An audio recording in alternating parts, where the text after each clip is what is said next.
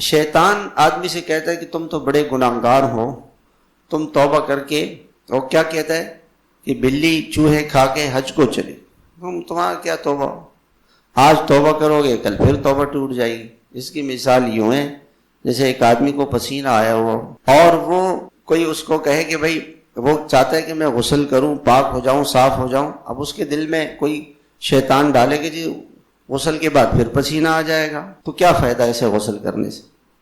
تو وہ عقل مند ہوگا تو وہ کیا کہے پھر نہ لوں گا، بھائی پھر پسینہ آ جائے گا، پھر نہ لوں گا، جتنی مرتبہ نہاؤں گا پاک صاف ہوں گا، یہ اچھی بات ہے۔ یہ کون سی بات ہے کہ جی پسینہ آیا ہوا ہے اور نہا نہیں رہے؟ پسینہ آئے تو نہانا چاہیے آدمی کو، گناہ ہو جائے فوراً توبہ کرے، فوراً اللہ کی طرف رجوع کرے۔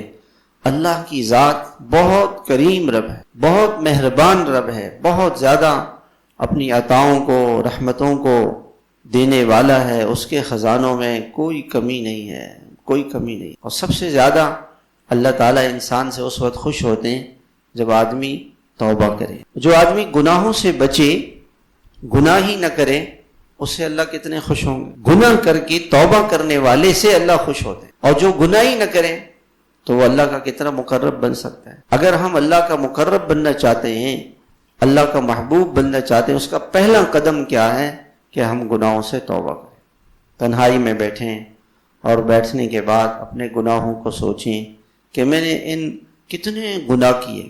سب سے زیادہ گناہ اس زمانے میں زبان سے اور ہاتھ سے اور آنکھوں سے ہوتے، ان تینوں کو قابو میں کریں۔